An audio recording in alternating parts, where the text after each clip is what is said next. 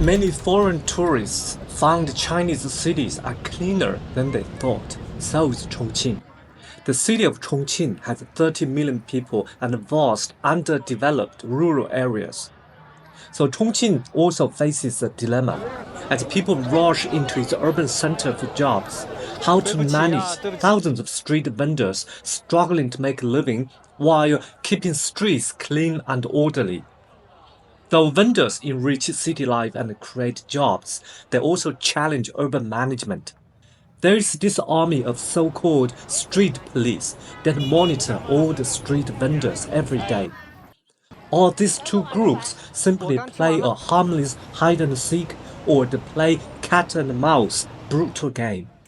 This video shows Chongqing's street vendors and street police in a complex guerrilla war.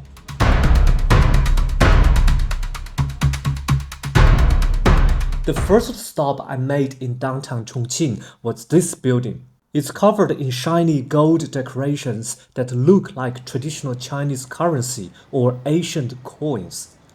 And there's a cartoonish god of wealth figure on top. The whole building screams commercialism, kind of makes you think maybe Chongqing people are really focused on money. But honestly, it might also hint or suggest that how tough it is just to make a living here, so people need to worship money. Behind this building, there's a small hill. I saw this woman pushing a vendor cart up it. It's not the steepest hill ever, but pushing one of these vendor carts up here, definitely not easy. So on the whim, I stopped to buy something from her. 要辣椒吧？要辣椒，别太辣了。That little unplanned decision ended up making me notice all the street vendors around Chongqing that day. It seemed to me later that the street vendors and street police both found their own victory and has reached a kind of equilibrium among themselves. Stay tuned to see details. Take this potato lady who pushed her cart on this hill, for example. When I bought potatoes from her, she told me that I could sit at the tables outside the restaurant next door. I bet there's some kind of arrangement between vendors like her and the restaurant owners. Kind of ordinary people help each other. She explained to me that she can't set up her stand on the main road, only this small side streets. Because if she's on the main road, the Chengguan or the street police will come. That is a special authority in China that manages the streets. I would call them in this video as street police with quotation mark for easier understanding. Initially, this potato lady didn't catch much of my attention because I knew there are authorities that manages street vendors. Naturally, I understand she couldn't put up her food stand anywhere in the street as well. But then I met this sugared sticky rice lady shortly. 要点红糖啊。 This is a tourist area by the Yangtze River cable car station. There was this woman selling sugared sticky rice, a kind of dessert and a snack. I was curious, and since I'd already had potatoes, why not try something sweet and also help this vendor with some business? Plus, as a new YouTuber, I still feel not comfortable to directly film individuals without asking them or buying something first in this case. She was happy to let me film and explained why she set up her vendor cart at this awkward location at the edge of traffic instead of the sidewalk. The reason is that if she set up her store there, she could immediately push it away if the Chengguan or street police arrived. The rule of the game is, as long as she's pushing her cart on the street police wouldn't bother her. As long as she stops to sell her goods, the street police will be responsible for her. Fortunately, nowadays, these street police are very peaceful in their approach. Even if they urge you to leave, they will wait until you have finished your sale before sending you away. But isn't there a paradox here after I heard what this sticky rice lady told me? If the street police drive a vendor away from one place, but definitely the vendor will push their cart somewhere else. It doesn't seem to solve the problem of vendors, but very much like if I don't see you, you don't exist. This is so self-deceiving and sounds bureaucratic to me. But I do understand why cities want to regulate street vendors. Their concerns are hygiene, food safety, and consumer right protection, etc., since the street vendors are mobile. But like in many developing countries with a large population, small businesses such as street vendors are a significant way of living. So basically, the authority practice a policy out of sight, out of mind. Kind of funny, kind of sad, but there's really no better solution in my eyes. Yet, at that moment, I hadn't actually seen any street police yet. So I couldn't fear the authority and cannot imagine how conflicting it would be if a vendor is literally being pushed around. But soon I saw how powerful and authoritative the street police could be. But before I move on, let me explain first what Chengguan or police for the street or street police are. They are a special Chinese government agency only around for maybe 20 years. China created them to manage city cleanliness, street food hygiene, and all that kind of stuff. Basically, they are a government department, but most of their staff are contract workers, so they do not enjoy any special social status as civil servants here. It's a tough job. They patrol the streets year-round, but they have got real power. I translate them as street police seems pretty accurate because they handle every little detail of street cleanliness, safety, and hygiene. Their routine job like check if shop entrances are clean, if signs or signboards are safe, making sure no one puts table on sidewalk without permission. When the street police was first put in place, many vendors hated them. Every city had news stories about fights between street police and vendors. Sometimes the street police needed to confiscate vendor carts to stop illegal street vending. There were so many stories of people fighting back. But that was years ago. Now everyone's more used to them. You don't hear about big conflicts anymore. People respect their work now, sort of. In big cities like Chongqing, the street police, they know they have to behave to some extent because they don't want to cause any publicity disaster. So they get that people just trying to make a living, so they don't get too much aggressive. On the vendor side, of course, all the vendors know they are technically breaking the rules or certain regulations. With this type of mutual understanding, both sides, the street vendors and the street police, they meet in the middle. This is kind of a weird balance. The rest of the video, you would see some examples after I followed these vendors and watched how they interact with some street police. So stay tuned to see more. But before we get into the footage, I want to explain several more words why I got so interested in this vendor. It's not a super wealthy city, and indeed the average individual income here is very low and the job prospects is not that good here at all. But most people in the streets look genuinely happy with life. So initially I recorded this video footage as a travel vlog about what I found about Chongqing because I really felt the vibe and the happiness in the street.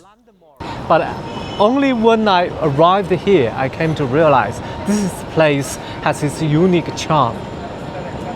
But I couldn't stop thinking about Chongqing life.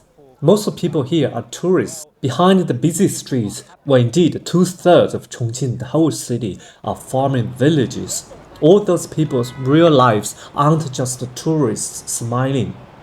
So I thought, why not watch these street vendors? Their lives might show what ordinary Chongqing people are really going through. So for the rest of the day, I kept an eye on the vendors, and somehow I found the street police were watching them. Just up ahead was one of those pedestrian overpasses you see in every Chinese city. From my experience, these are vendor hotspots. People slow down, you can set up on both sides of the bridge, easy to build a crowd. As soon as I got on the bridge, vendors started panicking. They are packing up, grabbing their stuff. I heard them warning each other, saying, Chengguan's coming.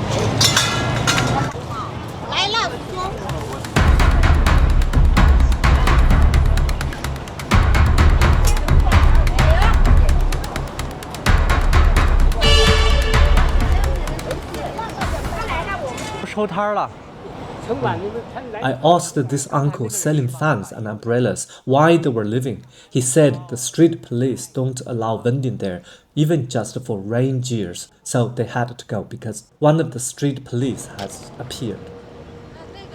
There they were in their blue uniforms. They just walked up, said something, and the vendors left. One guy even finished a sale before packing it.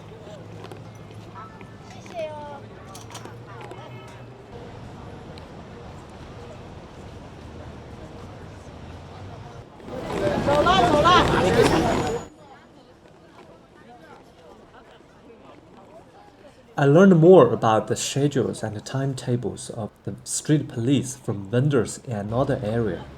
Just off the overpass, I took a break on a side street called Kuaizijie, literally means chopstick street. There's this huge chopstick sculpture here, so I figured there would be food stands.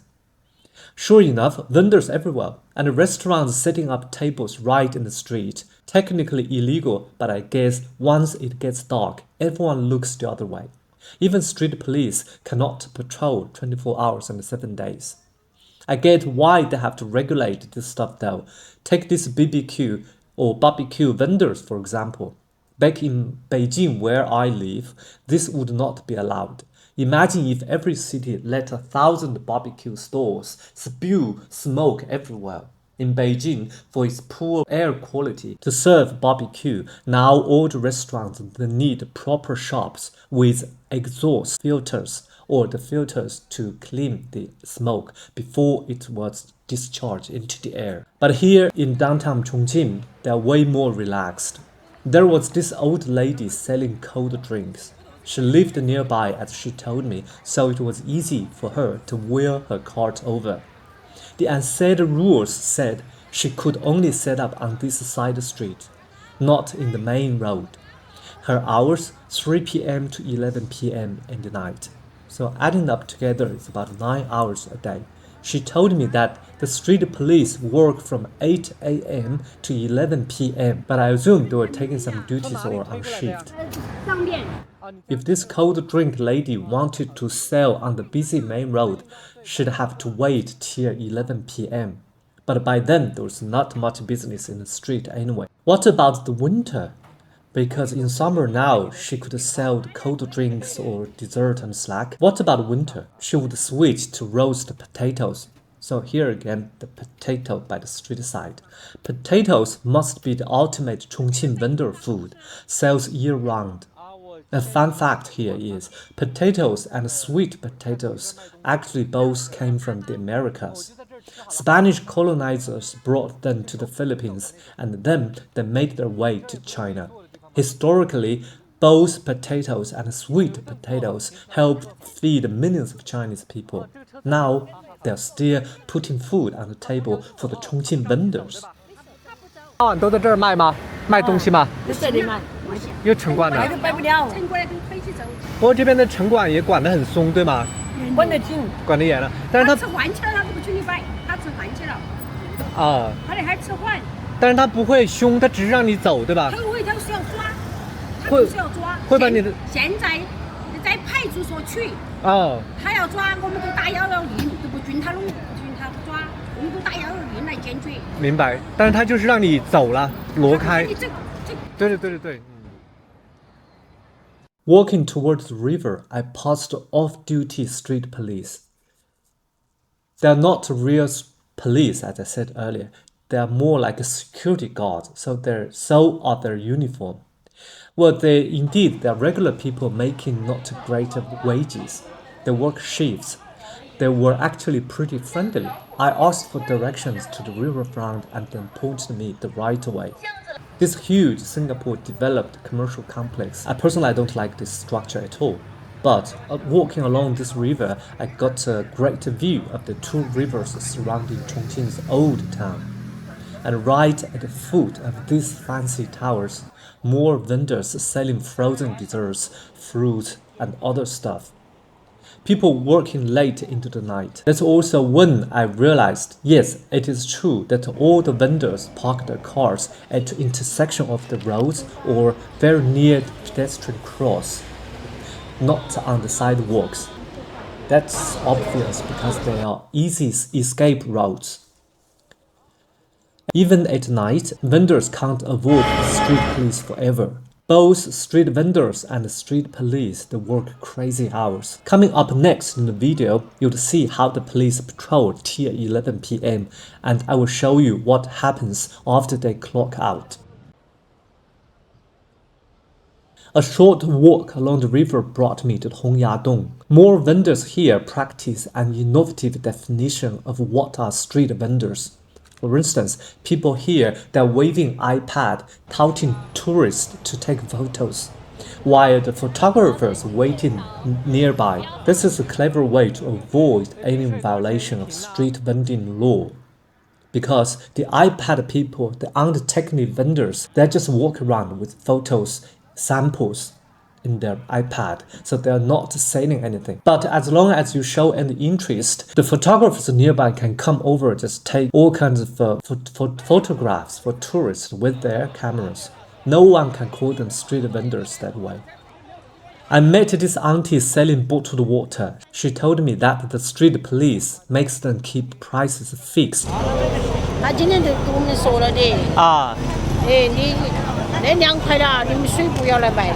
As long as they charge fairly and no tourists complain, everyone looks the other way. Tourists need water, right? This auntie didn't seem worried about the police or at all, even though they're just inches away. She even told me to 好好耍, which means have fun in Chongqing dialect. But the crowd here, that's insane. I suddenly got why street police in Chongqing need to work till 11 p.m. It's 10 o'clock in the evening now, and I'm showing you how many people there are along this river walk. If they let vendors flood this area, that would be total chaos, maybe even dangers of stampedes.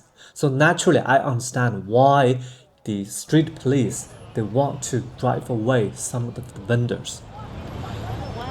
Well, then I saw street police quietly telling a vendor to move along on the mountaintop area of Hongyadong.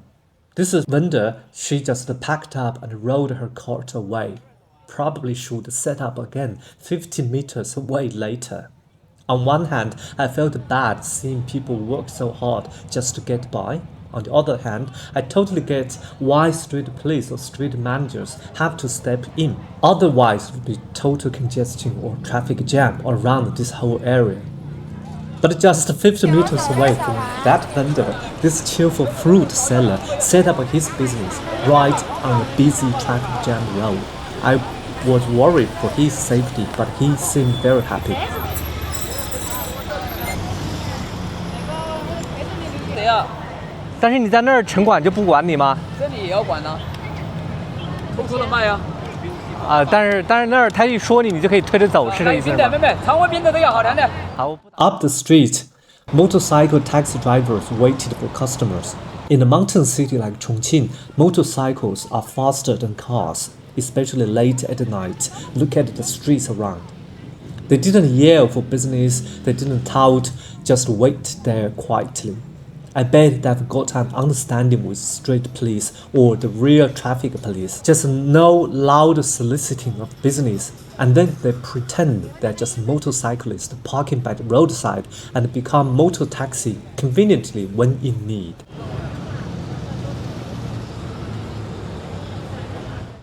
I admire this type of street wisdom of Chongqing between the street police and the street vendors. But I admire this city even more a few minutes later when I saw another way of vendor. That's the street side restaurant. Back near my hotel, something interesting happened. Fruit stores, tables, neon signs, all popping up out of nowhere. The certified milk tea shop that was there during the day was closed and gave this place to a mini food market. Then I remembered the street police stopped patrolling at 11 p.m. and these vendors were gearing up for their own night shift. Curiously, I stuck around because there was only 20 minutes to go before 11 o'clock in the evening. So that means the street police are going to become off-duty. Would the small square suddenly become a free-for-all when the clock ticked 11?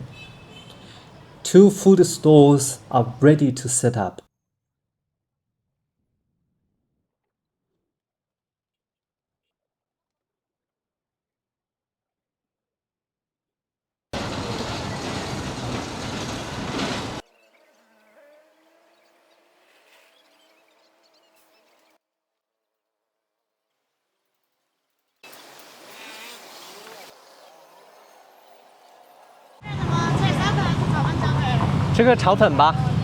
By 10:50 p.m., that's 10 minutes to 11, one food store here was already open.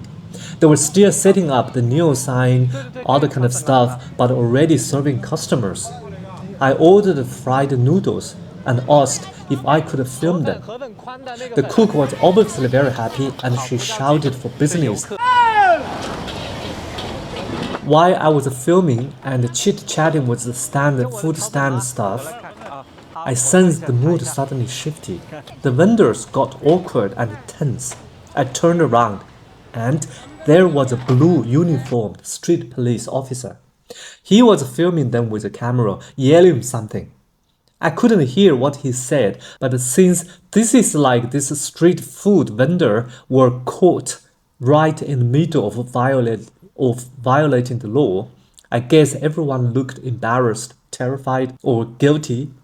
From what I know, Chinese police and these quasi-police street officers as well, they always record their actions to avoid lawsuits. But I caught the last part of him shouting, 11:30, 11:30. Then he stormed away, puffing some angry words. Oh no, I thought. I believe the street police want this food stand to close by 11:30. But they just only opened for 5 minutes. How would they make money tonight? I asked the boss if I should hurry and finish eating before 11:30. He since didn't understand me well, but he just waved it off. No problem, take your time, just finish your food. But I guess he still looked nervous. When I left, I happened to ask another food stand staff if they must be closed by 11:30 p.m. 收工啊，老板。我刚吃完了。哦。你们两个是一家的还是两家的？哪边是一家？那边是一家，你们一家哈。啊，好。刚那个城管说你们开到11点半，其实没事儿对吗？11点半他不来了对吗？我们11点半开始开。哦，他让你们11点半才开始是吗？哦，好。开下班，下了班的。我明白啊，我以为说只让你们开到11点半呢啊，没有那就好啊。Wow. It turned out that the officer was actually angry because they started too early. He wanted them to wait till 11:30 instead of 11. I felt silly for myself worrying that much. Obviously, the street police here and the vendors here are in some kind of a mutual agreement silently. It was just the street police didn't like to see the vendors pop up as soon as they are off duty. This would make everyone knows there's a secret and silent agreement between the two sides. Walking away, so I kept smiling to myself and much relieved. Walking away just 50 meters down the road, just around the corner of the hotel building, I saw another open-air food stand firing up their grills. All along the street, even more vendors were setting up, and some looked like they have been busy for some time already. Chongqing. This is Chongqing, a busy modern city coming fully awake after 11 p.m. when the street police become officially off duty.